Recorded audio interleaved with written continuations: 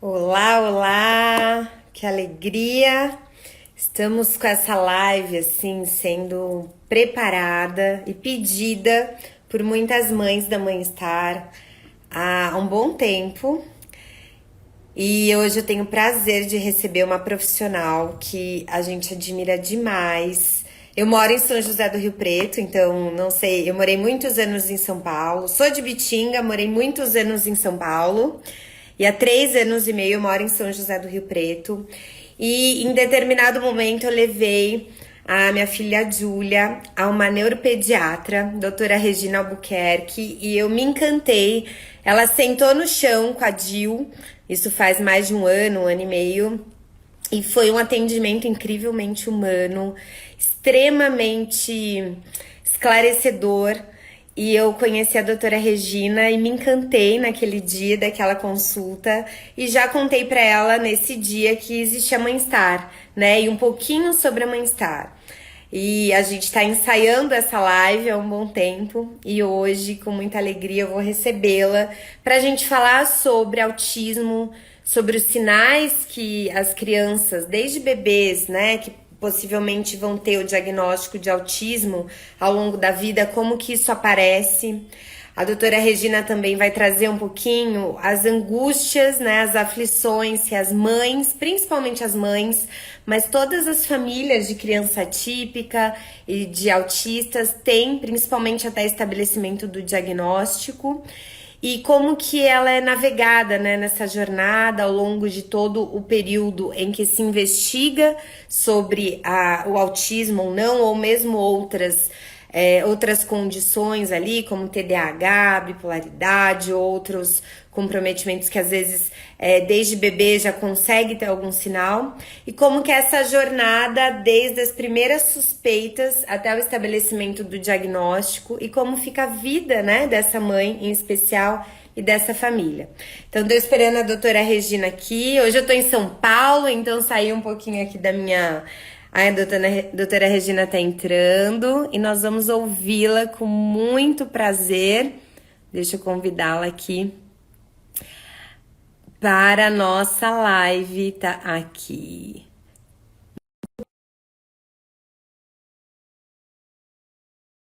Dúvidas e perguntas de vocês, quem quiser deixar aqui direto no chat, a gente vai fazendo conforme a gente vai conversando e também ao final a gente vai deixar um tempinho para as dúvidas. Boa noite, doutora Regina. Tudo bem, Aline? Tudo bem, e Deixa eu você? pôr aqui direitinho. Tá dando para ver direitinho, né? Nossa. Tá dando para ver?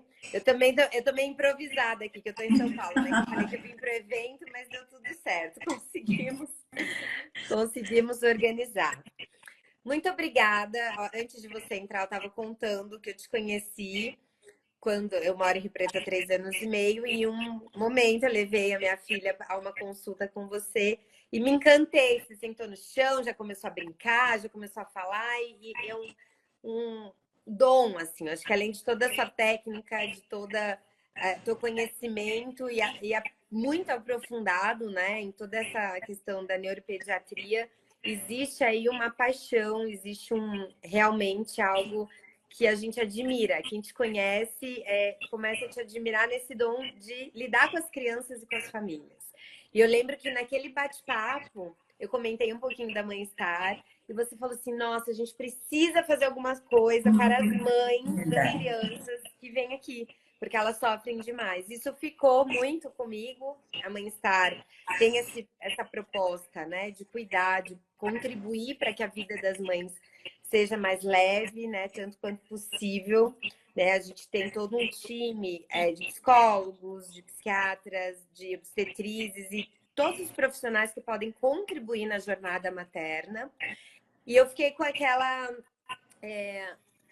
plantinha, com aquela sementinha ali de que a gente que cuida de mães de forma geral, a gente precisa ter um olhar ainda mais cuidadoso com as mães de crianças atípicas, né? Porque muda demais a rotina e esse vai ser a rotina os desafios. E esse vai ser um dos tópicos também que a gente vai falar. Então, para quem aqui já conhece a Mãe Star, apresenta a doutora Regina. que ela é neuropediatra, chefe da neuropediatria e docente do ambulatório de autismo da Faculdade de Medicina de São José do Rio Preto, da FAMERP, e tem conteúdos incríveis, baseados em evidência, com muito acolhimento na página dela. Sigam. E eu sou a Aline Pedrazzi, eu sou fundadora da Mãe Star, mãe da Júlia e da Pietra. A doutora Regina também é mãe, né? Uma filha linda, né?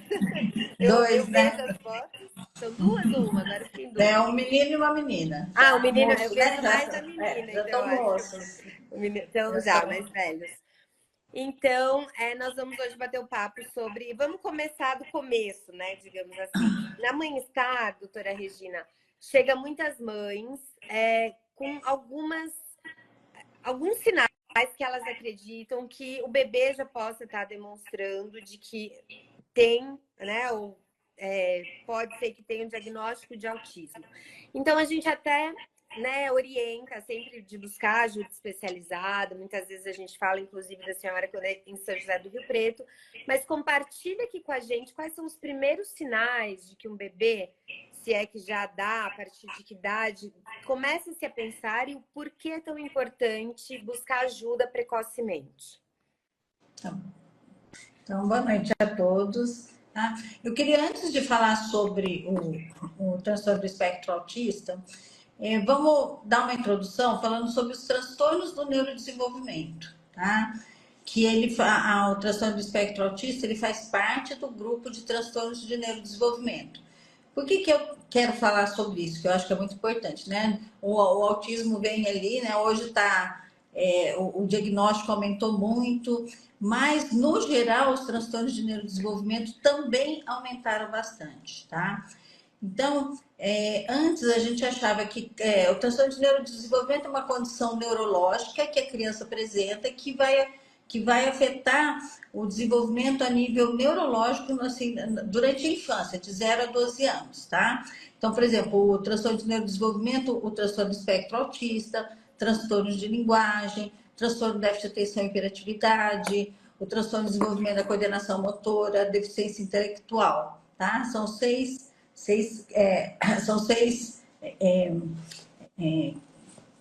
critérios ali. O que acontece? Porque hoje a gente fala muito do transtorno do espectro autista, né? Porque desses transtornos de neurodesenvolvimento, um dos que causa maior impacto, eu esqueci da dislexia, tá? Da dislexia que aparece, né?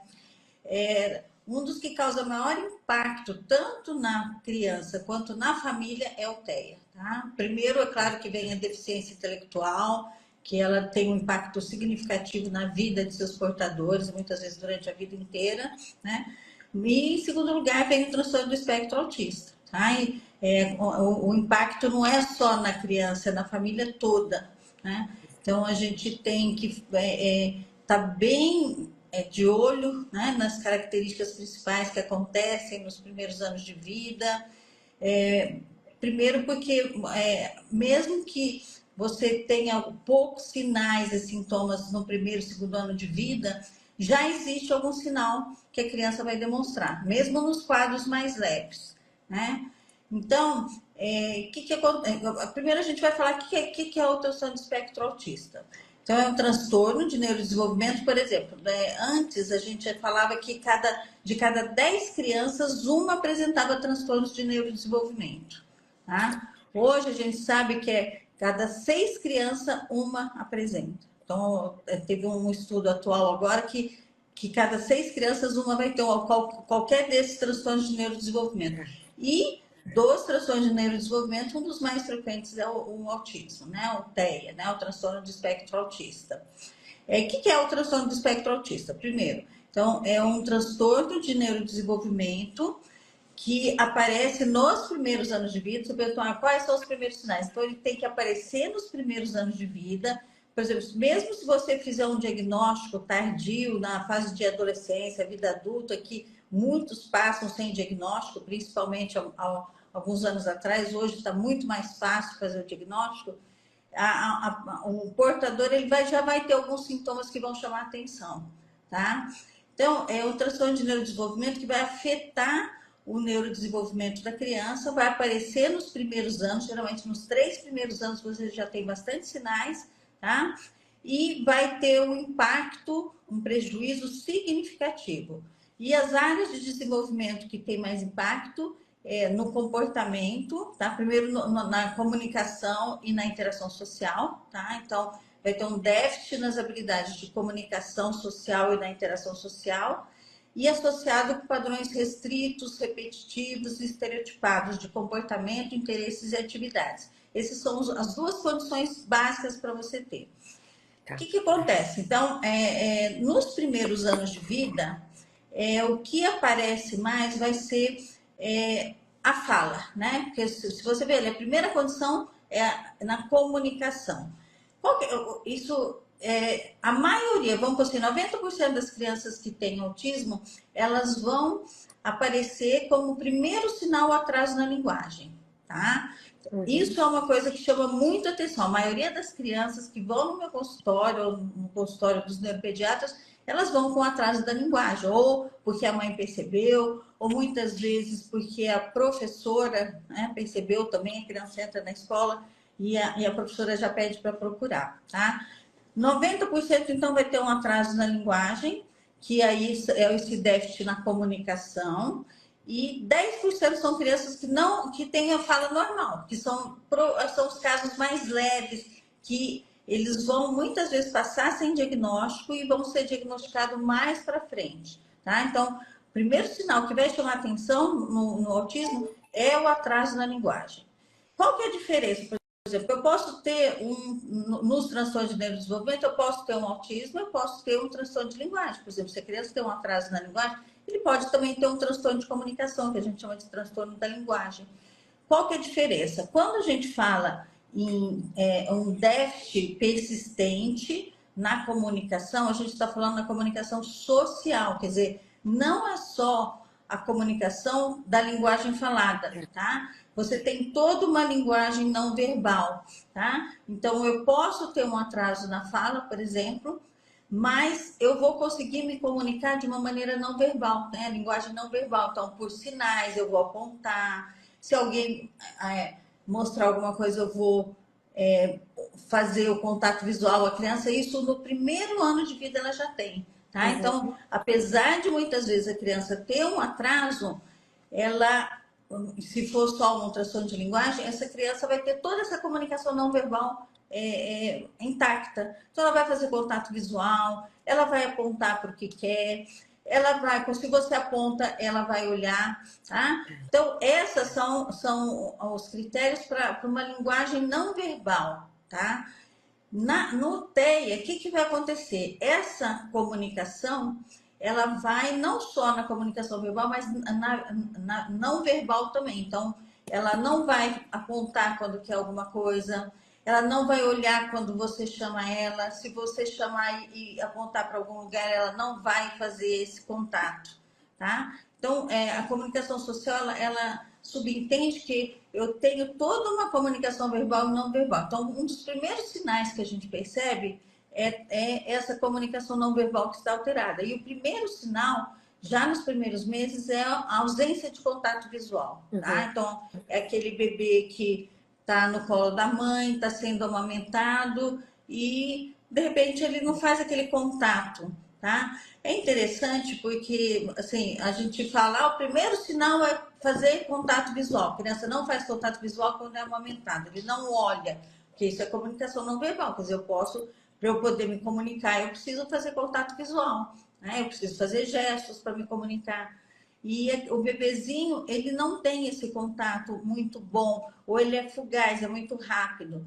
Mas é interessante que isso, sempre que eu faço minha anamnese, esse é um sinal que passa batido na maioria dos casos. Eu não sei porquê. Isso, assim, eu trabalho, por exemplo, eu trabalho no consultório, eu trabalho no ambulatório há mais de 10 anos, eu sempre pergunto, mãe, teu filho olhava para você quando era amamentado? A maioria das vezes fala que sim.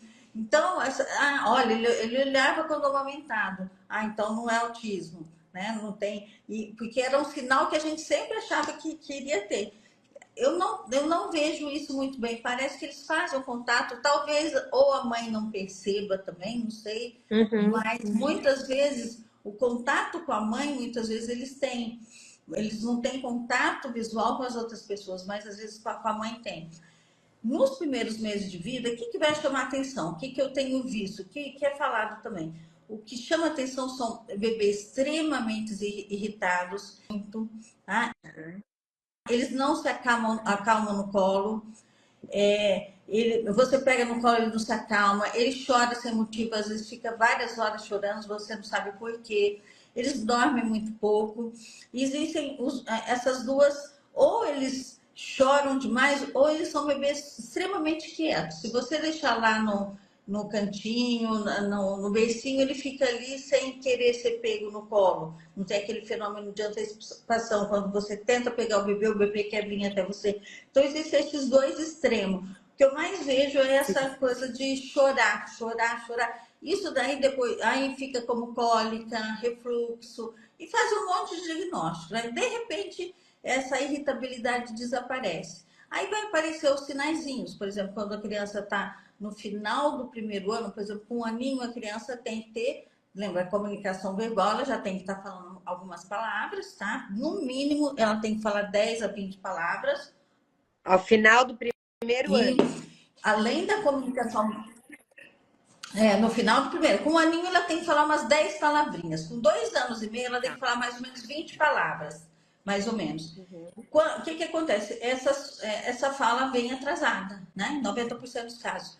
E o que chama atenção não é só a fala, então ele não olha quando chamado pelo nome, né? Então, 9, 10 vezes a criança já está olhando se você chamar pelo nome. Então, eles não olham quando chamado. O contato visual aí você começa a perceber melhor, né? Que eles não fazem contato visual, mesmo quando chamado. E quando, olha, apontar, na hora que apontar para o que quer, eu posso não estar falando, mas eu aponto. Eles não apontam. Tá? Então, esse sinal, eu acho que aí no final do primeiro ano é muito característico, tá? Então, as mães percebem que eles não apontam, eles não fazem essa troca, né, não verbal. E muitas vezes eles pegam a mão do cuidador, por exemplo, se quer alguma coisa, eles parecem até muito independentes, eles vão lá e pegam, né? Mas muitas vezes se eles não alcançam, ele pega a mão da mãe e leva no objeto para a mãe pegar. A gente chama de instrumentalizar as mãos dos cuidadores, né? Então, esses sinais, eles são muito precoces. No primeiro ano de vida, você vai perceber isso, tá? Então, o diagnóstico diferencial mais importante é um atraso na fala somente, né? Que aí pode ser um transtorno de fala, um transtorno de linguagem. E o que mais vai chamar a atenção é toda essa comunicação não verbal, tá?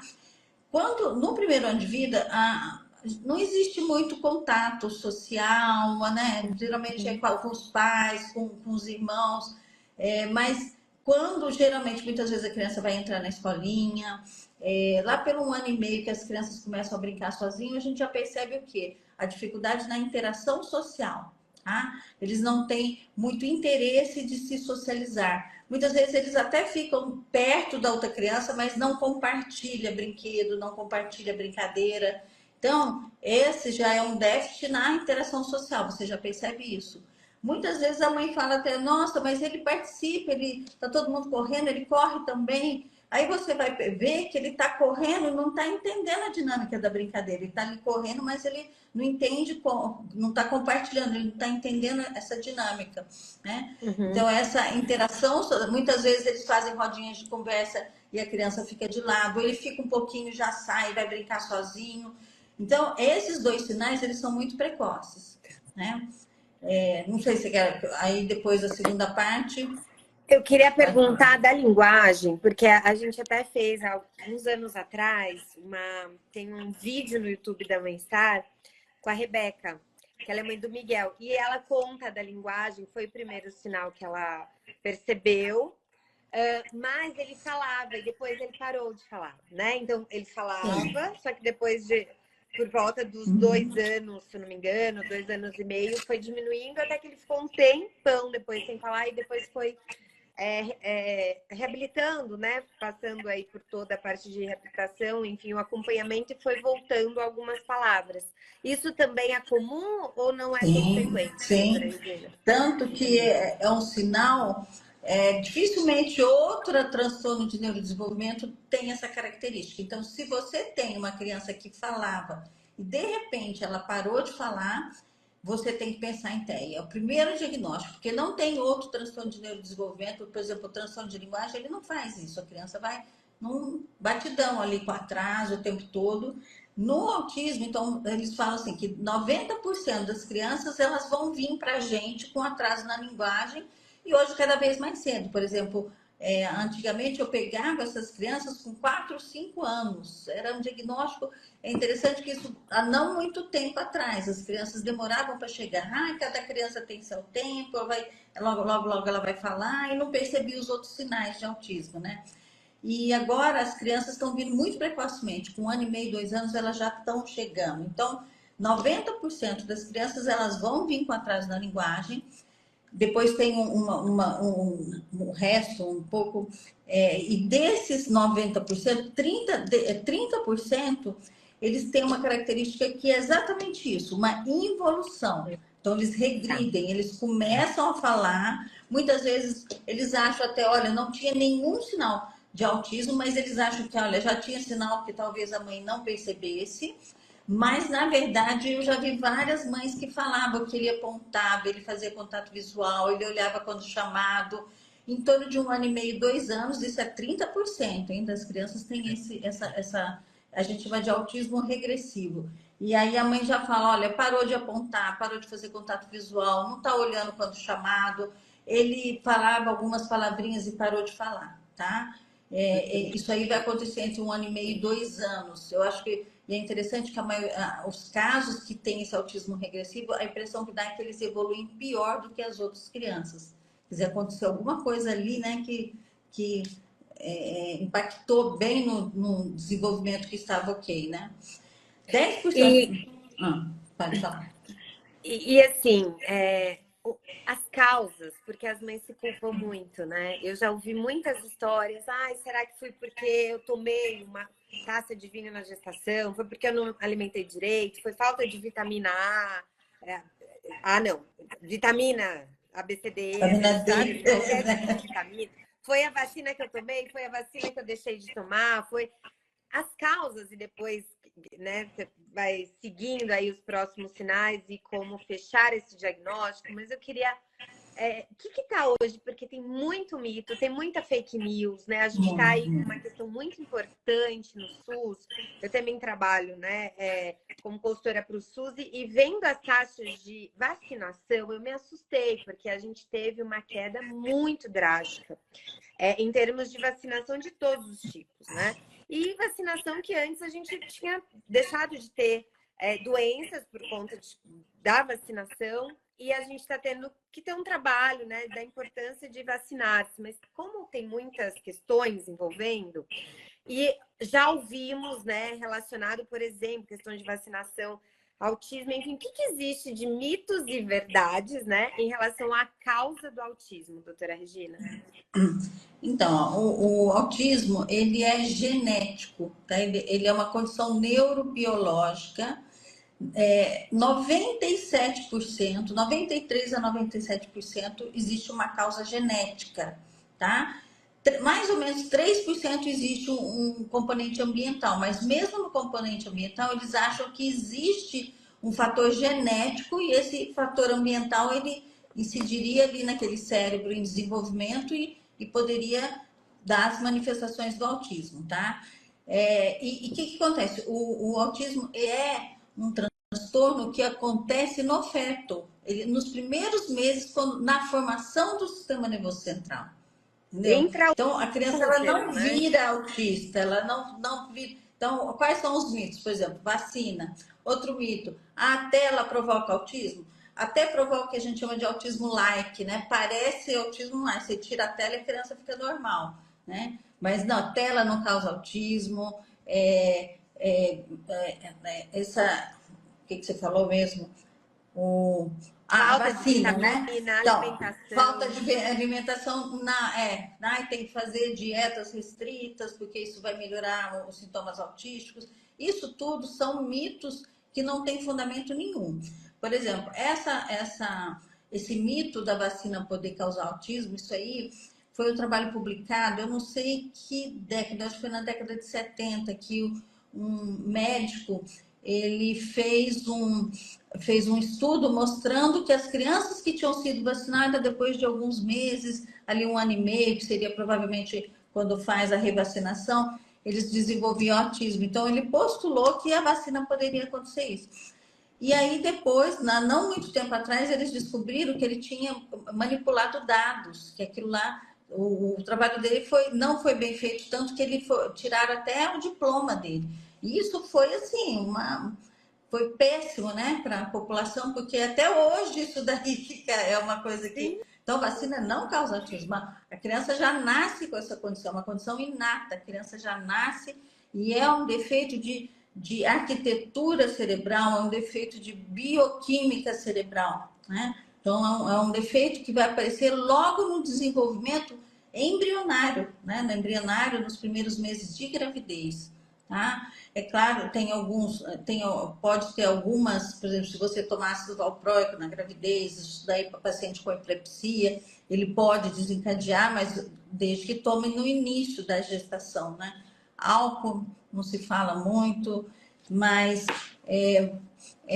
tem que incidir nos primeiros meses. Então, por exemplo, 97% existe uma causa biológica e genética, tá? Existe uma heredabilidade muito grande, 80% é hereditário, quer dizer, genético não significa hereditário. Você pode ter uma mutação genética que acontece no embrião e os pais não terem aquele defeito genético. Ou os pais terem uma carga genética, geralmente do pai e da mãe, e aí esses genes eles vão se juntar e a criança vai desenvolver o autismo, né? Então, e aí você vai ver histórico familiar, né? Hoje já tem mais ou menos assim, com certeza, 100 genes que estão relacionados ao autismo, tá? Só que tem 1000 genes candidatos ao autismo.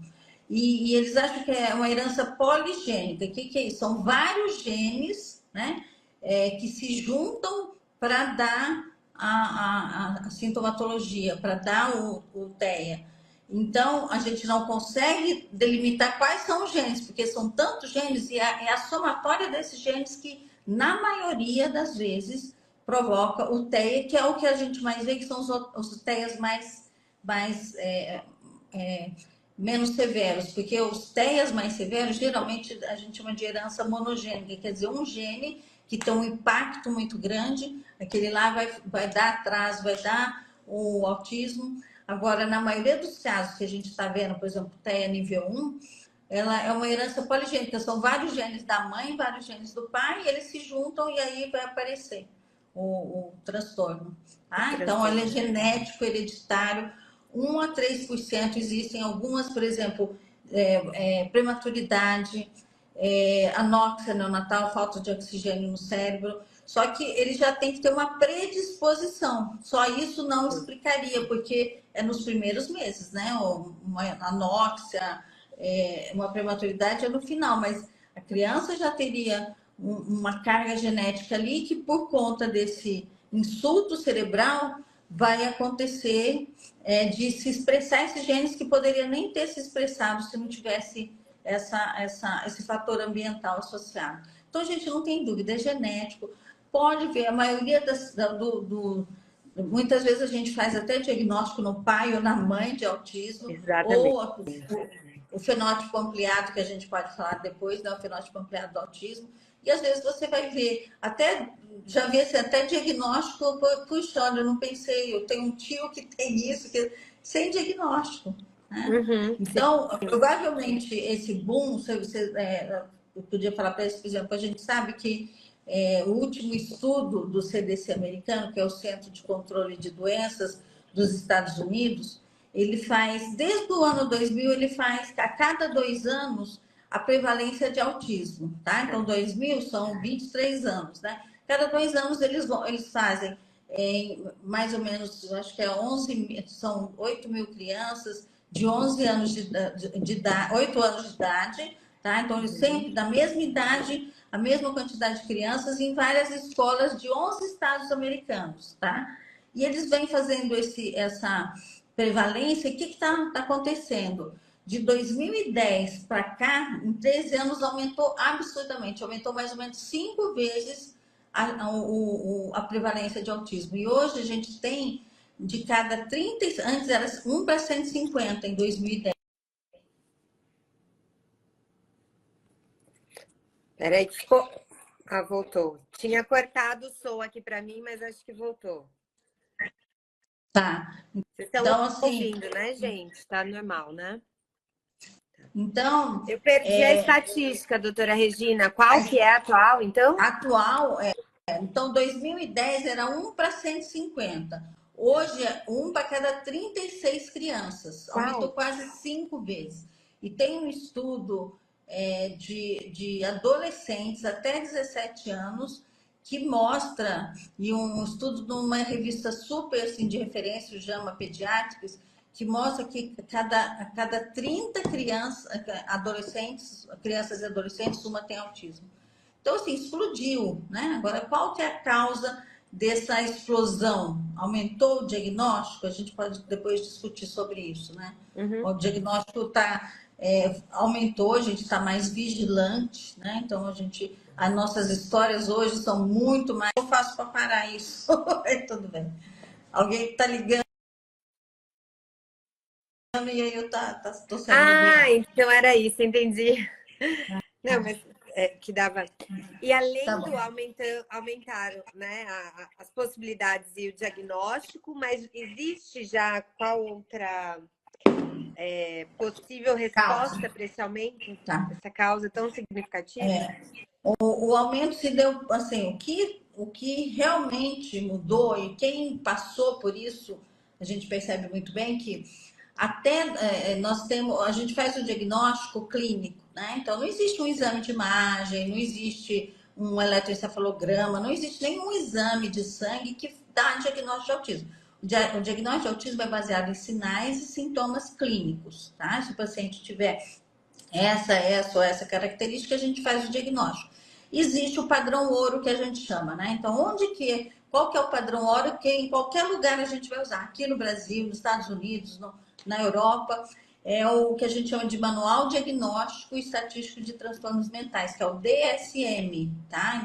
A sigla é DSM, DSM-5, porque ele está na quinta edição, né? Desde 1950 ele vem sendo publicado, então todos os transtornos mentais eles são colocados ali, e ali tem os critérios diagnósticos, e esses critérios diagnósticos eles são aceitados em todo mundo. Então, se eu fizer o diagnóstico de autismo aqui, pelos critérios do DSM-5, que foi de 2013, ele é válido em qualquer lugar do mundo, né? Porque é o padrão ouro. O que aconteceu? Antes de 2013, nós tínhamos o DSM-4, né? Na quarta edição, e o diagnóstico de autismo, na verdade era chamado autismo, né? Porque esse nome ficou, né? Na verdade, a gente tem que falar TEA, o transtorno do espectro autista, que no DSM-5 começou-se a ver que, na verdade, o autismo ele era um espectro fenotípico, desde casos muito leves até mesmo casos muito graves,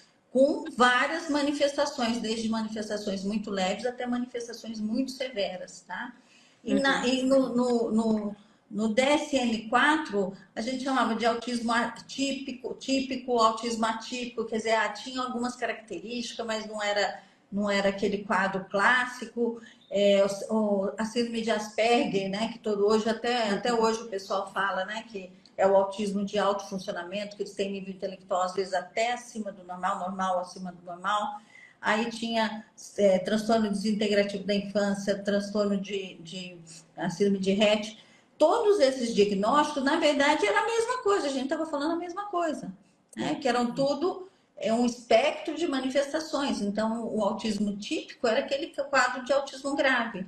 O autismo atípico provavelmente era aquele que ficava no meio termo, a síndrome de Asperger era o autismo de alto rendimento que tem nível intelectual normal, né? Todos esses. E o que acontecia? Quando a gente ia pôr nos critérios diagnósticos ali no DSM-4, era muito difícil.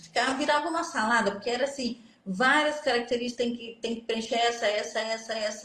no final e ficava assim, ah, será que é? Será que não é? Será que vai melhorar? Como que... E a gente também não tinha ideia de como que evoluía. Por exemplo, o autismo típico, ó, a gente sabia, porque era aquele quadro bem clássico, com a criança muitas vezes não desenvolvendo a fala, com aquele estereotipias muito importantes. E o autismo atípico tinha pouco sinal. E a gente não sabia para que lado que essa criança. Será que ele vai lá na frente ele não vai preencher mais critérios? Mas preenche critérios, porque uma vez que você faz diagnóstico, então eles pegaram todos esses diagnósticos e colocaram num diagnóstico só que a gente chama hoje de transtorno do espectro autista. Então, desde de dificuldades muito leves, depois a gente pode falar os critérios, né, na comunicação e na interação social, que a criança pode ter até, a criança, o adolescente ou adulto pode ter até uma fala muito funcional, tá? Até e nível intelectual normal, até crianças com adolescentes e adultos com nível de gravidade muito severo, que eles não vão desenvolver a fala e tem retardo mental, deficiência intelectual, que a gente chama hoje, tá? Sim. Então, existe um espectro. Então, antes a gente não conseguia colocar, às vezes, e muitas vezes falar, ah, vai melhorar esses sintomas. Não era bem assim, né? Então, hoje, se a criança preencher esses critérios, os critérios ficaram mais amplos e ficaram mais fácil. Então, a gente conseguiu colocar um monte de criança que ficava, na verdade, ficava no limbo ali. Aí não sei, vamos ver o que vai acontecer. E às vezes o vamos ver não era a melhor opção, né?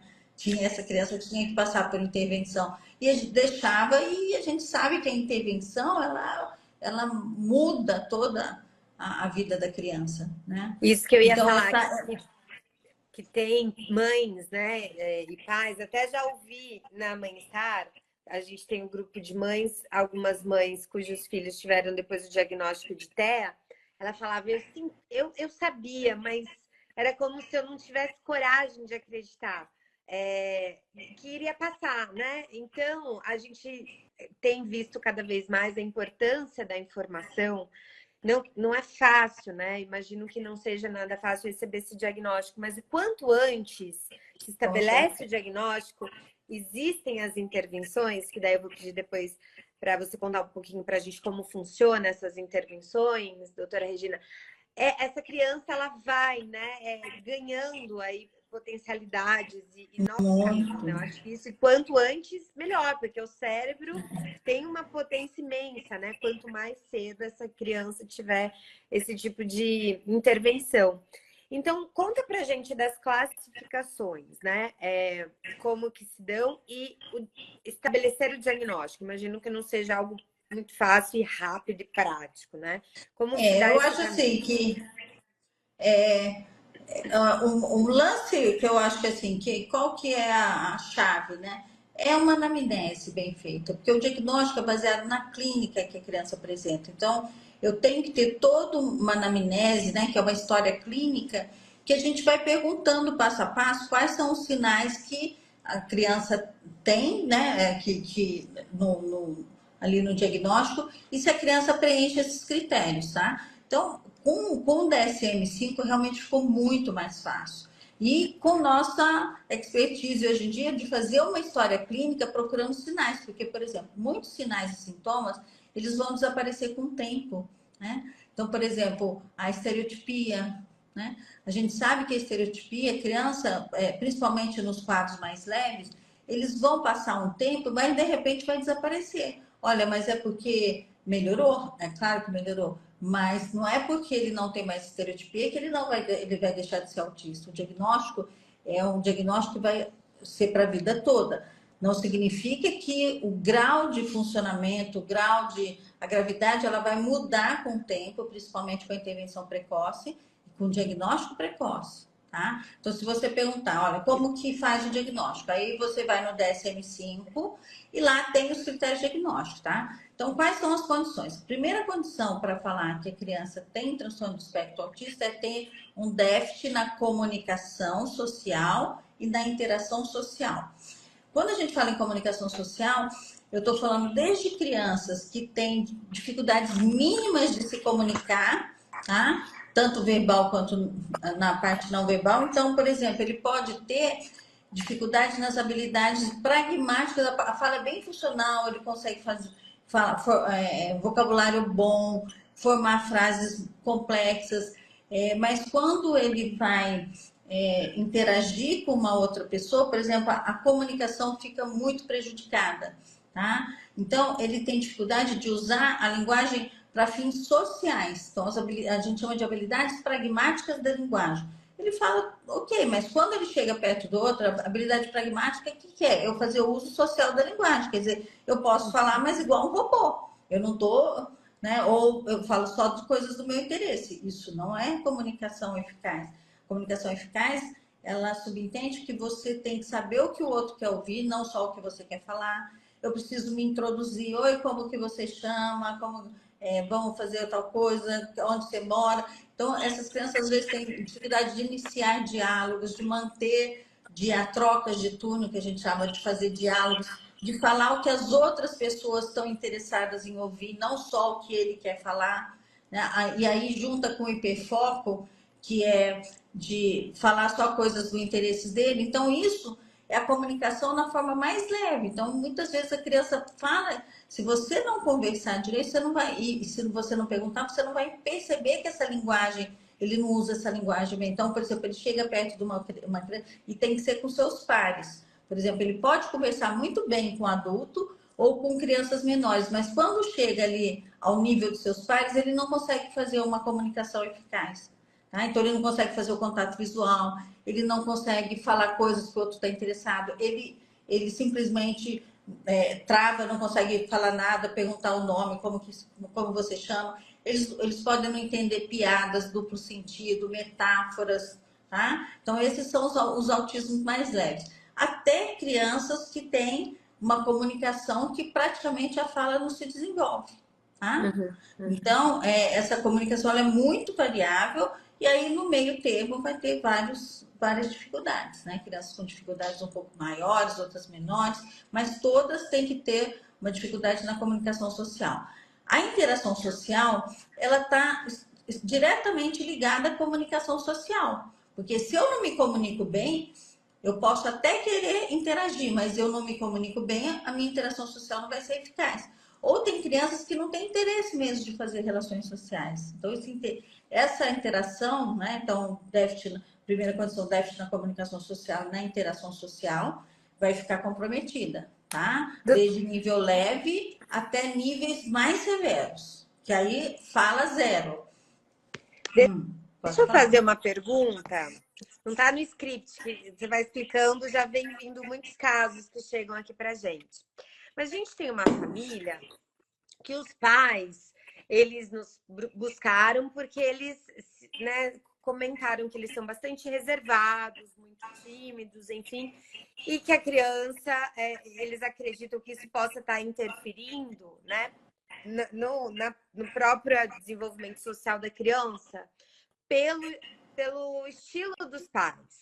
Né? E a hora que você comentou dessa questão da comunicação, né, de ser mais reservado, a gente pode pensar, não sei, tá, doutora Regi, me veio aqui que talvez essa coisa da timidez, como separar isso, principalmente em diagnóstico tardio, né, no adulto, da questão da comunicação social mesmo e de ter uma questão ali, ou de ser uma timidez.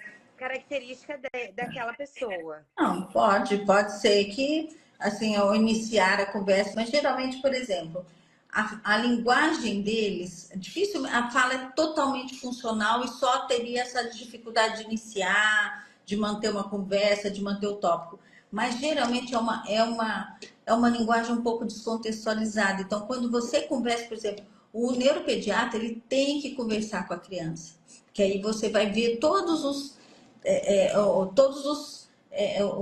aspectos da linguagem. Então, você vê que eles não conseguem, muitas vezes, emendar uma ideia na outra, a fala fica meio desconexa, descontextualizada, eles não conseguem fazer narrativas, contar histórias, sai tudo embolado. Então, na maioria das vezes, fala extremamente funcional, e só essa dificuldade de manter turnos de conversação não é comum. Mais comum é a gente ver, ou falar só, por exemplo, tem algumas crianças que até o contrário, por exemplo, elas evitam contato, né? Não conseguem iniciar, e outros é até ao contrário, eles chegam e conversam com o garçom conversa com a mesa do lado que nunca viu, quer dizer, não tem o filtro social.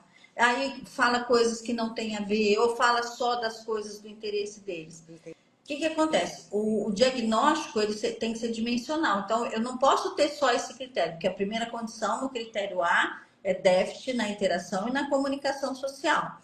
No critério B, tem que preencher o critério B. O que é? Padrões de comportamento, interesses ou atividades restritos e repetitivos, estereotipados, tá? Tem 4. Então, você pode ter o déficit na reciprocidade, não, reciprocidade, estereotipias, né? Então, primeiro, estereotipias motoras. Movimento. Qual que é o mais comum? Movimento motor. E às vezes, então, estereotipias motoras, balanceio de tronco, então, flapping das mãos, tá? Ficar rodopiando, né? Andar de um lado para o outro, eles ficam fazendo isso repetitivamente, tá? Então, estereotipias vocais, por exemplo, ecolalia. Todos esses comportamentos, eles podem durar um tempo e desaparecer.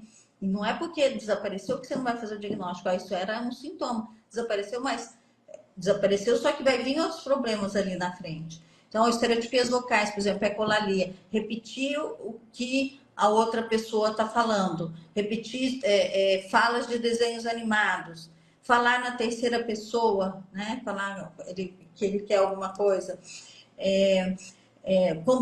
Brincadeiras repetitivas e estereotipadas. Por exemplo, eles têm mania de alinhar brinquedos. Né? Então, isso é muito comum.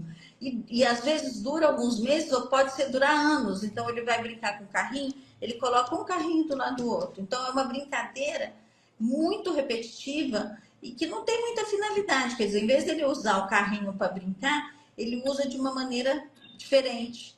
Tá? Pegar o carrinho, virar o carrinho e brincar com a rodinha. Né? Então, eles têm fixação por tudo que gira. Tá? Ventilador, eles gostam de ventilador, do ciclo da máquina de lavar. Então, tudo isso são comportamentos estereotipados. Né? No segundo, então, padrões de comportamento que são mesmice. Então, assim, eles não gostam que mude sua rotina.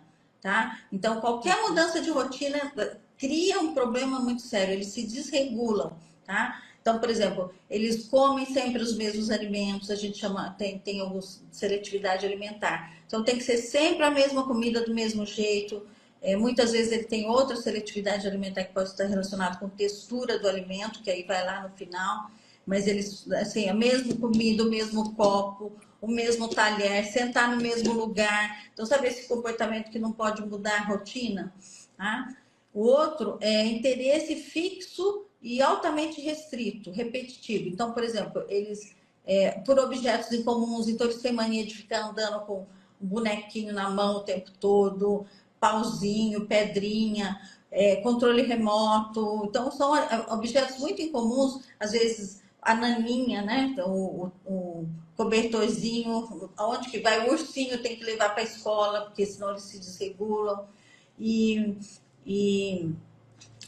outro, e os interesses restritos, né? Então, por exemplo, gosta de um determinado assunto, assistir sempre o mesmo desenho.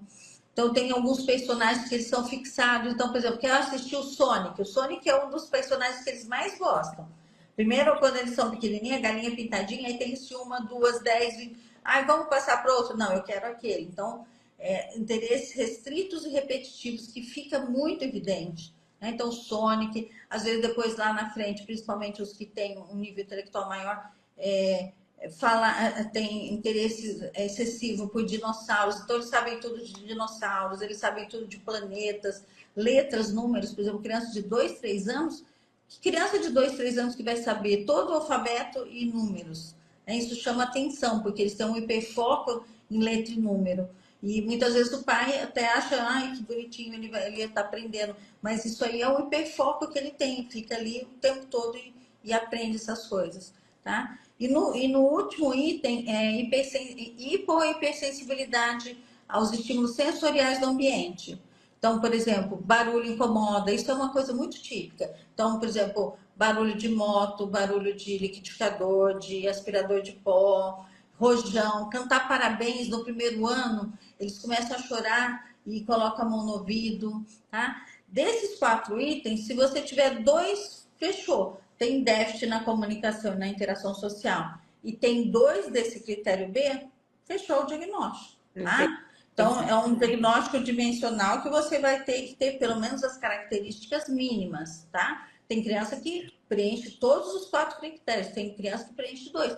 E outra coisa, muitas vezes você já está numa fase que já passou todos esses sinais e sintomas, mas eles têm outras dificuldades. Melhorou, principalmente para a criança de nível 1, que ela tem muito repertório, principalmente tem inteligência normal nível 1 de suporte, elas conseguem dar conta, elas sabem, por exemplo, eu tenho um menino de 12 anos que ele fazia muito estereotipia e ele agora está na escola, ele entra dentro do banheiro, tranca a porta e começa a estereotipar lá, fica lá 15 minutos andando para lá e para cá e fazendo um movimento, aí abre a porta e sai, como se não tivesse acontecido nada, né? Uma coisa que ele usa para se regular. Então, muitos comportamentos eles vão melhorar. Por exemplo, a criança nos primeiros, no primeiro aninho, ela vai pegar o carrinho e vai enfileirar. Né? Enfileira vários objetos. Depois ela vai parar de fazer isso, porque ela vai começar a dar função para aquele objeto. Né? Então, você faz o diagnóstico, aí tem que aparecer nos primeiros anos de vida, tá? E tem que causar prejuízo significativo, senão não é autismo. Tá? O diagnóstico, então, você tem que pegar o DSM-5 e ler lá as características e é fácil. Uma vez que ele preencheu os critérios do DSM-5, você já fez o diagnóstico, tá? E o diagnóstico, ele, quando preenche, ele é um diagnóstico de certeza mesmo. Não existe possibilidade, a não ser que você não fez uma história bem feita. E traçado o diagnóstico, começa-se o planejamento das intervenções, né? E daí eu imagino que seja de acordo com a classificação, enfim, se precisa mais ou menos, em geral, a equipe multidisciplinar que vai estar atuando ali com essa família, né? Com a criança e com a família. Tá, então, assim, o ideal é fazer o diagnóstico. Antes a gente fazia o diagnóstico 4, 5 anos.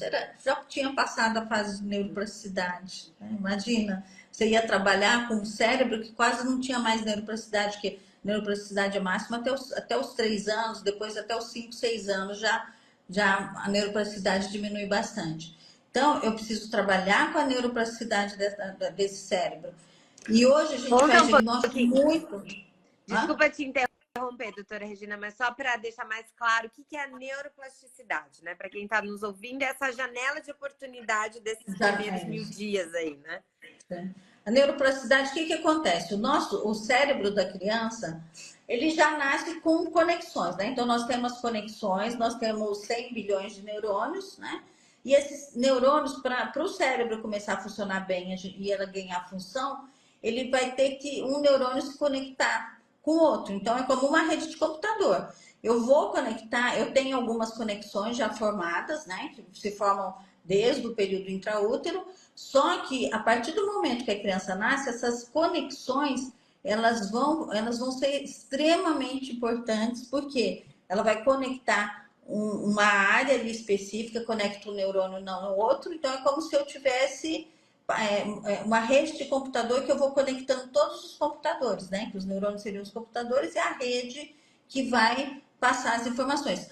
Então, as conexões, elas são máximas, né? Então, vai criando conexões até, principalmente até os 2 primeiros anos de vida que acontecem essas conexões. Então, a gente considera, por exemplo, o cérebro como uma plasticidade, igual uma massinha de modelar. Eu estou modelando esse cérebro. Como que a gente modela esse cérebro? Através das experiências ambientais. Existe um componente genético, vamos pôr meio a meio, para você ver o tanto que as experiências ambientais elas são importantes para o cérebro de desenvolvimento, né? Por isso que a gente orienta bem, gente, brincar é a melhor forma da criança aprender, né? E ela está constantemente formando conexões boas em todas as áreas cerebrais. E essas conexões, elas são máximas aí nos primeiros anos. O que nós vamos fazer? Nós vamos pegar essa fase de neuroplasticidade máxima, então é como se eu estivesse moldando. E conforme vai passando o tempo, ele vai ficando cada vez menos moldável, né? Porque ele já vai ficando mais rígido. Então, essas conexões, elas são máximas, a gente consegue isso através das experiências ambientais, tá? Por isso que a terapia, primeiro, o diagnóstico tem que ser precoce. Segundo, a terapia tem que ser precoce. Por que a gente faz o diagnóstico precoce? Porque eu preciso implementar as terapias o mais urgente possível, né? Então, essa criança passou para o neuropediatra, o ideal, 30, 60 dias, ela que já está iniciando a terapia, que são as terapias que têm evidência científica para o autismo, tá?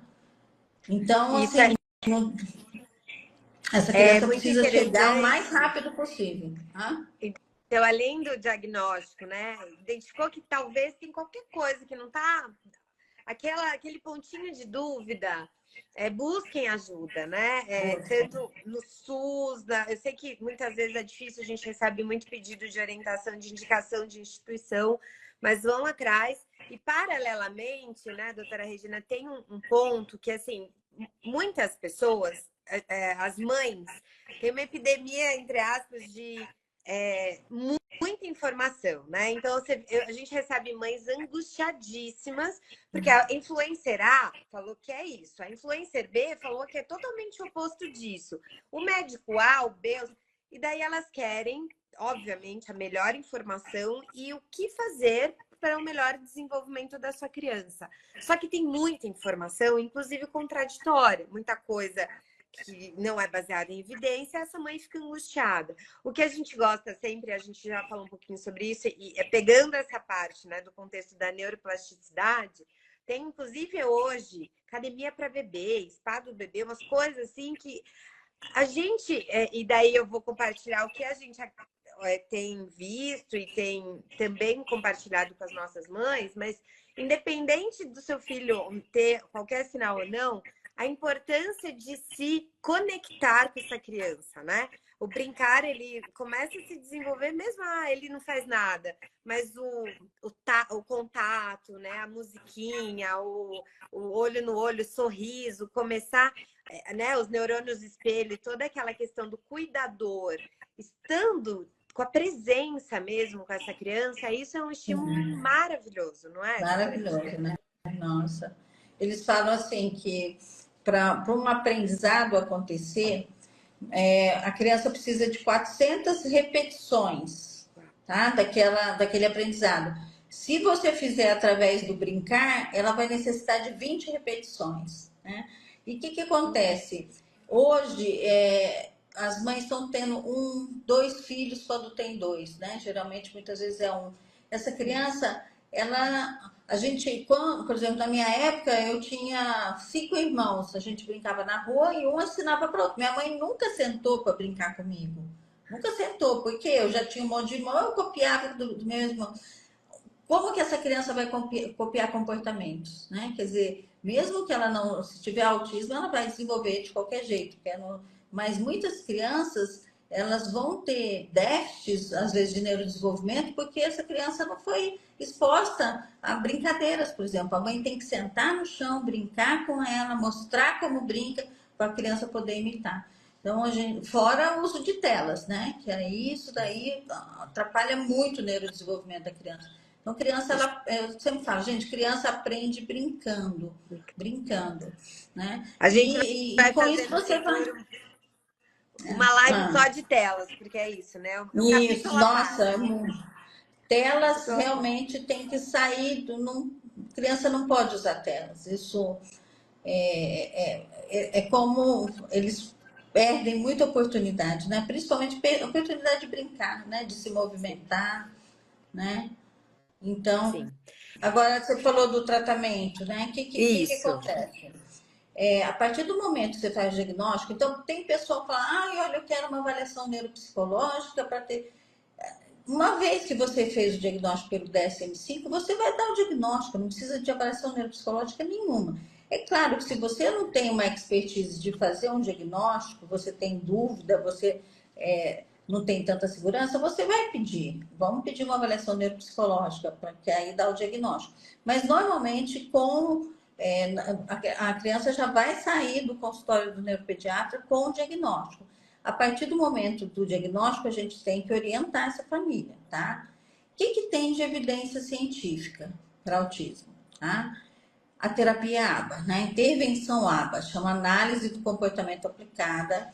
Eles falam que 80% das crianças que se submetem à intervenção ABA de qualidade vão melhorar as habilidades. Na maioria das vezes, você viu, 90% vão começar com atraso na fala, quer dizer, com, às vezes, muitos problemas de comportamento, eles começam a nível 3 de suporte, tá? A gente já pode até falar, porque eles não são não verbais, então eles têm um nível de apoio muito elevado, então fica nível 3. E se você fizer uma intervenção ABA de qualidade intensiva, 80% dessas crianças vão melhorar e vão lá pelos 5, 6 anos, eles vão chegar até nível 1, tá? Com a possibilidade de ficar funcionais. Eles vão ser autistas, mas vão ter funcionalidade. É claro que lá na frente vão ter dificuldades sociais, mas são coisas que a família já está empoderada. Eu falo que nós temos que empoderar essas famílias, né? Os pais têm que saber o que é o autismo e que cada idade, cada fase da vida dessa criança, ela vai ter uma dificuldade. E os pais vão ter preparados para enfrentar essas dificuldades, né? Quer dizer, não vai ser pego de surpresa. Senão, Exato. se você não empodera essa família, fala, olha, mãe, leia, tem muito, olha, tem muito, até eu estava lendo lá o TikTok, 70% de literatura que sai no TikTok é lixo, é lixo. Mas se você orientar, por exemplo, quem tem que orientar é o médico. O médico que vai saber onde que ele vai encontrar informação de qualidade, né? Então, eu dou uma lista, geralmente, para meus pacientes, para onde encontrar, quais são os perfis que eles vão ter que seguir, quais são os cursos que ele tem que fazer. Eles têm que fazer cursos. O que é o autismo? Né? Como é que você vai cuidar de uma criança e ajudar no dia a dia se você não tem noção do que é o autismo? Sim. Então, essas mães têm que fazer. Tem treinamento, por exemplo, a Mayra Gaiato, ela tem um curso maravilhoso, chama Treinamento para Pais, até curso de aplicador terapêutico, faça também, você pode aplicar a técnica dentro da sua casa, né? Então, quando a gente fala em terapia, a terapia ela tem que ser as 40 horas que eles preconizam mesmo, mas as 40 horas também dentro de casa, né? Se você pensar. Mas 40 horas semanais, independente se por exemplo, né, 1, 2, 3 de não, suporte, nível 3. nível Porque 3, o que tá? acontece, Aline? Nível de gravidade. Eles vão vir com atraso na fala, com muitas dificuldades. E eles vão melhorando, assim, absurdamente. Eu tenho crianças do meu consultório e tem crianças do ambulatório de SUS. Assim, é terrível a gente ver as crianças do SUS, está sempre do mesmo jeito. Depois de um tempo a gente entrando com medicação, porque eles pioram muito o comportamento, que eles não conseguem se comunicar, não conseguem desenvolver a fala. E as crianças do consultório que têm acesso à terapia de qualidade. Eu sempre vejo, tem alguns médicos que fazem, ó, terapia ABA, toma aqui. Mas e aí, aonde que eu vou fazer? Que lugar que é bom? Entendeu? Então, por exemplo, paciente meu não entra em qualquer clínica, porque eu sei aonde que tem a terapia de qualidade. Então, e se a criança vai para uma terapia ABA de qualidade ruim, você está queimando o neurônio, você está perdendo tempo tipo, o doutor Marcelo fala, tempo é cérebro para essas crianças, né? 6 meses, um ano, faz uma diferença absurda na vida dessas crianças. Né? Então, eu vejo assim, meus pacientes de consultório, e principalmente quando a família está engajada. Aí é fantástico. É muito. É claro que assim, e outra coisa, eu acho que a gente vai até passar um pouquinho mais. O que a gente precisa pensar? Que antes a gente achava que mais de 50% das crianças que tinham TEA tinham deficiência intelectual, retardo mental, né? Hoje a gente acha que 30% somente tem deficiência intelectual, tá? Isso significa o quê? Que a criança tem condição de aprender, de melhorar com as terapias, porque eles têm inteligência normal. eles não saem do lugar quando eles têm deficiência intelectual. Tanto que às vezes a criança fica sempre, olha, eu venho, daí 6 meses está nível 3, daí um ano está nível 3. Ah, não, essa criança tem deficiência mental associada, tá? Então, e a criança que tem inteligência normal, que é 70% das vezes, ela tem condição. Então, a mãe tem que lutar por uma terapia mesmo. Não tem. E não é fácil, né? É uma luta dessas mães. Tem que brigar, tem que matar um leão por dia, né? Eu não sei como que é no seu consultório, tá, doutora Regina? Mas a gente tem na Mãe-Star, e eu deixo aqui também no canal, depois a gente pode compartilhar isso melhor. Mas dentro dos programas da Mãe-Star, a gente tem grupos por afinidade. Então, são as mães que estão gestando, são mães homoafetivas, são mães que tiveram, mães de anjo que tiveram perda, mães atípicas, e aí são conduzidas em grupo por uma psicóloga, né? Por uma terapeuta ali. E esse grupo é muito terapêutico, porque são mães vivendo desafios muito semelhantes e ali elas trocam entre si e também são mediadas, né? Tem aquela sessão mediada por uma profissional. O que a gente vê? Muita mãe, pouquíssimos pais, ainda muitas mães sendo abandonadas, principalmente quando a família, Sim. né? Tanto a criança quanto a mãe, o pai, né? Acaba saindo da relação e ficando cada vez mais afastado desse núcleo familiar. Ainda na sua prática, isso ainda é predomina, Nossa. né? Sim. E como a gente falar para essas mães, né? E para a sociedade, que as mães sabem muito bem o que elas vivem. Como a gente pode falar com quem tem uma mãe com filho com TEA, né, ao redor, para ver se a gente consegue sensibilizar um pouco para ter esse olhar de cuidado ainda maior para uma mãe que tem um filho com TEA. Como? Não... que eu falo? Falar? Eu acho que tem que lutar pelos direitos da criança, né? Porque eu acho que assim, o grande problema é o convênio, né? Então, o convênio que manda essas mães para clínicas de péssima qualidade, né? Porque é mais barato, essas clínicas que fazem, e que na verdade não é aba, tá?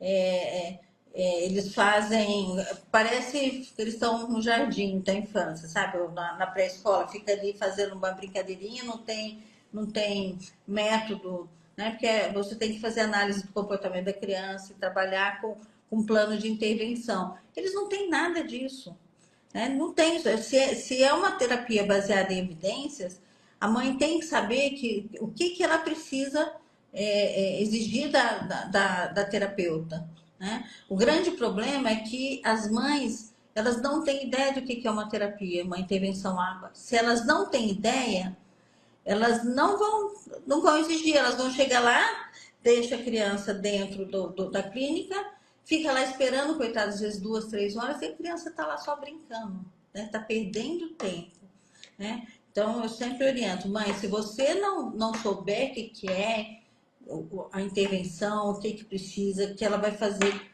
diferença na vida do teu filho, ela acha que está fazendo e na verdade não está, né? Eu acho Então, que o eu acho primeiro que ponto o que é. aqui é Hã? complicado, né? Porque a gente quer cuidar dessa mãe, mas infelizmente a gente vê que muitas vezes é só a mãe que vai dar o maior suporte para essa criança, né?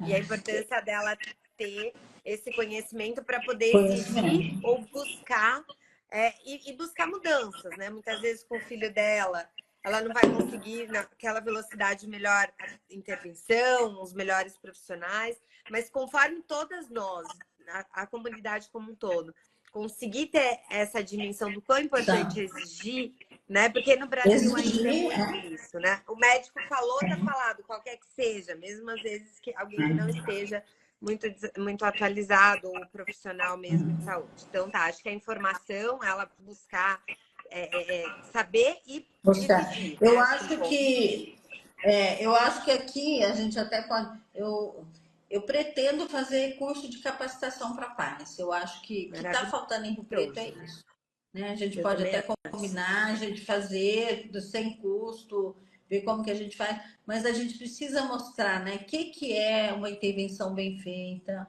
qual que é a importância dela saber que ela está lidando, né, nas várias fases de desenvolvimento né, da criança, do adolescente, na vida adulta, né, porque são desafios diferentes, né? Cada época tem um desafio que provavelmente, se ela tiver com armas na mão, ela vai conseguir vencer isso, né?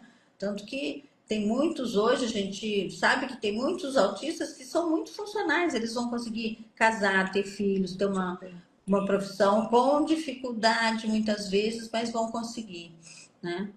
Então, eu acho que está faltando esse empoderamento da família, né? Sem a mãe souber o que tá acontecendo dentro da sala lá da terapia ABA, ela provavelmente ela não vai conseguir melhorar essa criança, né? Porque a terapia ela tem que sair também daquela sala e fazer em casa também, né? Super. E daí do lado de cá, né? Eu que sempre trabalhei no SUS e na saúde, né? Na gestão em saúde, a importância de quem está em posições de gestão em saúde, né? Em qualquer equipamento que seja do SUS privado, da gente pensar, né, o porquê que existe todo o sistema de saúde em benefício do usuário. Então, quando a gente, é óbvio, tem uma questão financeira muito importante, mas a gente sempre trabalhar com a entrega de valor, ou seja, o que a gente consegue fazer que tenha resultado e que a gente também seja eficiente. Não é dar tudo para todo mundo, mas a gente precisa, por isso a importância de se fazer um bom diagnóstico precoce, dar quanto mais cedo reabilitar para dar mais vagas e atender mais Sim. pessoas, né? Então, acho que é todo um ciclo, a importância É. da consciência de quem está liderando instituições de saúde, não olhar só para o fluxo de caixa e para o financeiro e achar que cortando coisas importantes e valiosas é o saldo positivo que não é, né? E Doutora você está Regina, uma pergunta reabilitando o aqui. paciente, esse paciente vai ter possamento. A outra. Pode falar. Exatamente. E eu falo que eu brinco que eu vou fazer uma live um dia, eu fui uma vez numa instituição, eu vou abrir um parênteses aqui porque eu sei que isso acontece muito. Eu tenho duas filhas, uma de 6 e uma de 4 anos. E uma estava lá com toda cheia, secretiva, né? Com um pouquinho de dor de ouvido. Nessa instituição, pediram um monte de exame, inclusive um exame que eu esqueci o nome, que põe uma câmera dentro do nariz que não pode ser feito quando está secretiva, não funciona esse exame. Ah, mas é protocolo. Depois, eu que sei que trabalhei do lado de cada instituição, é para faturar. Gente, é uma criança de 6 anos, não pensa no faturamento, vamos pensar. E isso, eu falo, num sistema de saúde, nunca, quando uma instituição só sai ganhando, não sai ganhando, é curto prazo e é uma fantasia, porque está tudo interligado. Então, assim, mas é uma outra live que eu realmente fico assim incomodada, porque abusa, né, da questão da criança não saber, só porque tem uma prescrição acaba sendo feito mesmo sem necessidade, enfim. E da Mas tem uma família também, né? A família não Exato. sabe. Ela está achando que está fazendo e, de repente. Sem nenhuma serventia, né? Exatamente. Priscila Martinelli perguntou como o professor pode ajudar no diagnóstico, né, do TEA. Ó, eu acho que realmente vendo porque os professores eles vão estar na linha de frente, né? Muitas vezes quem vai fazer o primeiro encaminhamento são os professores, tá? Muitas vezes os pais não percebem e a professora está ali com várias crianças neurotípicas e ela está vendo que está acontecendo alguma coisa diferente, né? Então, lembrar assim, olha, a criança, porque o sinal que vai chamar mais atenção é o atraso na fala, tá? Outra coisa que é importante, que tem, assim, a gente fala que 90% tem atraso na fala e 10% eles vão ter o desenvolvimento da fala normal, que geralmente eles já começam como autista nível 1, e o que chama atenção lá pelos 4, 5 anos são crianças assim que têm problemas comportamentais muito graves. Então, eles têm transtorno de déficit de atenção e hiperatividade, eles são diagnosticados como transtorno positivo desafiador, e por baixo disso aí tem um autismo. Então, aquela criança muito rígida, aquela rigidez comportamental. Então, seria a criança que ela tá ali, você está percebendo que ela tem um atraso, que ela está não senta na rodinha de conversa, que ela está separada das outras crianças, muitas vezes que ela está estereotipando, que ela tem uma brincadeira diferente, ela não dá função para aquele objeto. Esses são os sinais mais clássicos que vai dar para perceber bem, principalmente um professor que já conhece o desenvolvimento neurotípico. Como as mães hoje estão tendo um filho só, às vezes elas não entendem, elas não sabem qual que é o desenvolvimento normal da criança, né? Então, às vezes, isso deixa passar batido, mas a partir do momento que entra na escola, a professora vai perceber. Então, eu tenho visto que a maioria das vezes as mães são orientadas pelos professores para procurar atendimento, né? Agora, assim, a professora, ela tem um papel central ali, né? Porque ela que vai receber essa criança depois também, né? Com diagnóstico, e ela tem que ler, né? Tem que se inteirar, tem que. Agora tem as leis que, né, dos planos de ensino individual, que provavelmente vai começar, as professoras vão ter que fazer, porque essa lei já entrou em vigor, né? Não sei como é que está ainda, mas eu acho que vai entrar. Então a gente tem que estudar, infelizmente. Eu estou há 10 anos no ambulatório de autismo e o que eu mais fiz foi estudar. E assim, eu errava muito o diagnóstico, muito, muito, muito. Porque a gente vê aqueles quadros mais, né? Fala, não, isso daí melhorou, olha, não tem mais isso, já está bem. Mas não. Aí você vê agora, assim, as dificuldades vão mudar, né?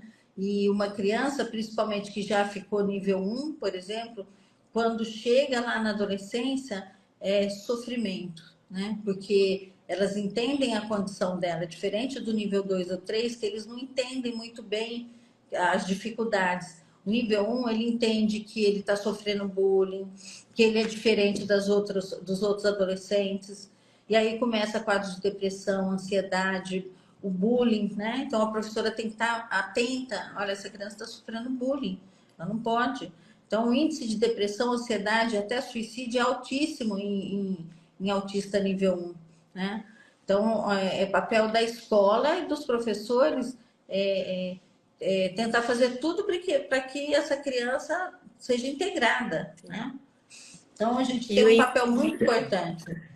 E também aproveitar, né, o quão importantes são os pais, né, de orientarem e falarem com os seus filhos que não têm um transtorno de desenvolvimento, enfim, do quão importante, eu não sei, né, como se ensina, mas eu imagino que venha de uma vida toda na educação, de como evitar dentro de casa que seus filhos vão para a escola e façam esse tipo de... façam bullying, né? Façam bullying com outras crianças. Isso eu né? acho que é papel da escola também, né? Também, Chamar né? pessoas, principalmente na fase de adolescência, né? Mostrar, porque para criança é mais difícil, mas na fase de adolescência que os autistas nível 1 já vão ter o diagnóstico e eles já vão saber muitas vezes, né?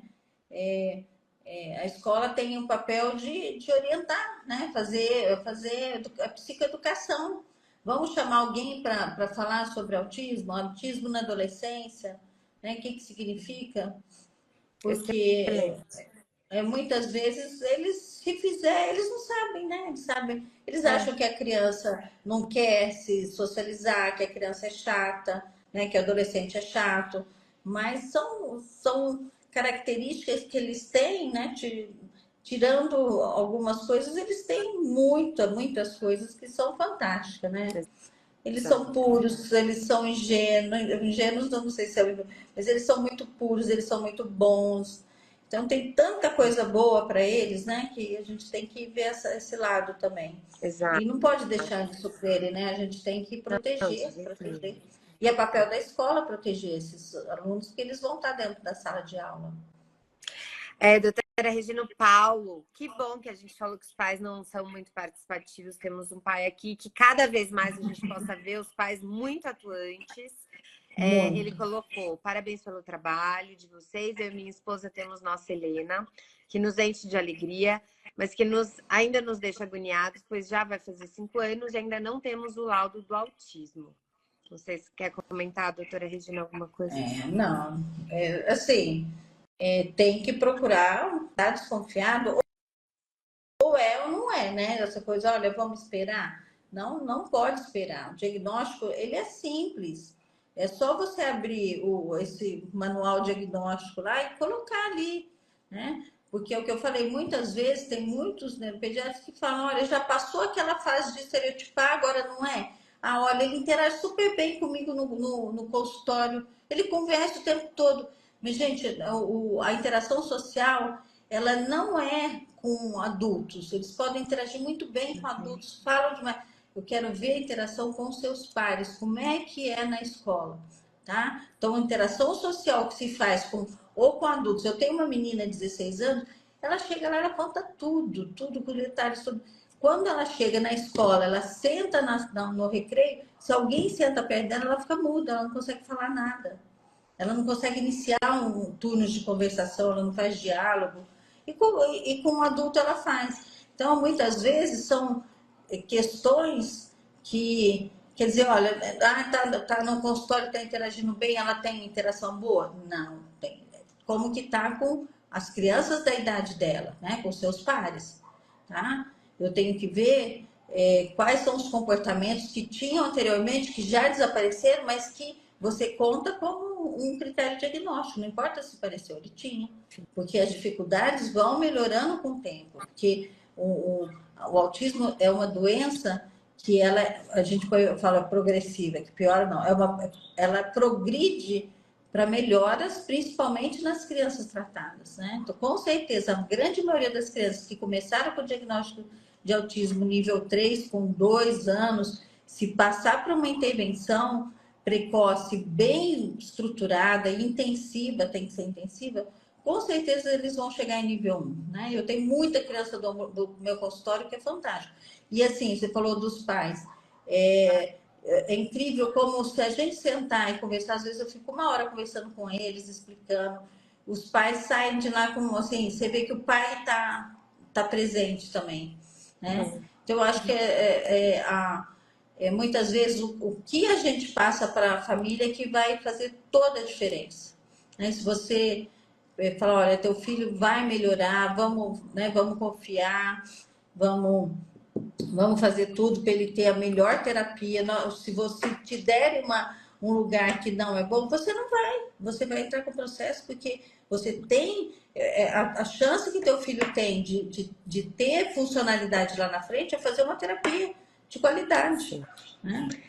Então, E, e eu gosto também de falar para a gente caminhando para o final, porque tá tão bom de tanto nós já assunto, doutora passamos. Regina, quase 1h30. Mas aqui depois a gente vai conversar e se der certo, eu super apoio a gente fazer um curso mesmo para Rio Preto, mas um curso que a gente pode disponibilizar gratuitamente na plataforma Mãe-Star. A Sim. gente tem um aplicativo que é gratuito.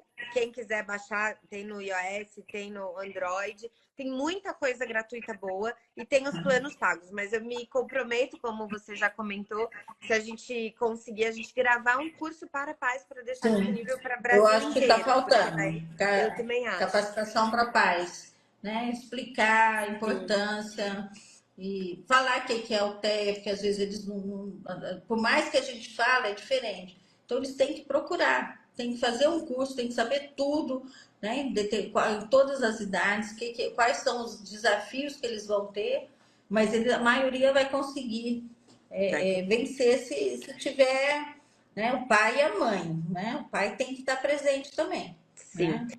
E eu reforço, Mãe-Estar existe para a saúde mental materna, paterna e de todos os cuidadores. Então, gente, é óbvio, né? Quando a gente vira mãe, pai, assim, por muitos anos, inclusive, eu imagino que ainda mais para a mãe e para o pai com a criança, né, que tem algum transtorno do desenvolvimento ou alguma outra condição, é muito difícil olhar para si, né? Que tudo se volta para a criança.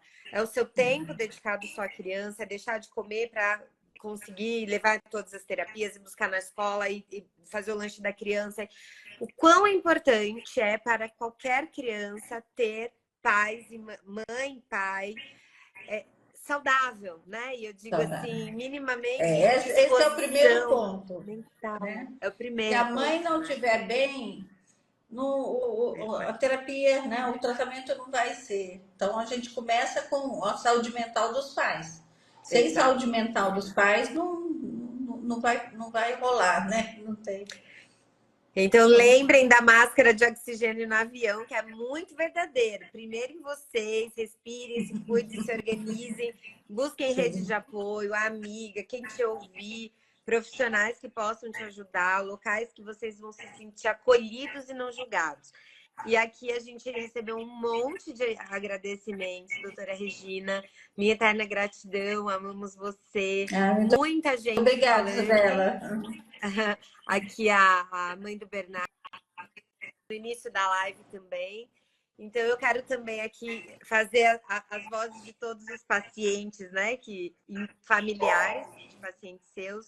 E acho que toda a comunidade de São José do Rio Preto e de toda essa parte da neuropediatria tem muito respeito pelo seu trabalho. Doutora Regina, a gente agradece por... eu falo que além de fazer o seu trabalho como médica, neuropediatra, fazer um advocacy, assim, pelos pacientes, quão importante isso é para realmente contribuir, né? Para melhorar o cenário. Então, obrigada pela sua disponibilidade hoje. Vamos fazer a capacitação. Acho que você pode ajudar a gente, né? Faremos, conta com a fazer gente. gratuito, que eu acho que é isso que está precisando, né? Se for fazer um curso de saúde mental para os pais, primeiro, né? Exato. A gente vai se juntar nessa, então. Conta comigo. Tá bom. Muito obrigada. Tá. Obrigado pela... Tá. Um beijo, obrigada gente. pelo convite. Obrigada a você. Até mais. Boa noite, boa Até semana. mais. Tchau, tchau. Vai ficar gravada a live. Mandem para quem vocês quiserem, tá? Tá, você manda para mim, que eu vou pôr no meu. Vou tá bom? mandar. Obrigada. Tchau, tchau. Boa noite, gente.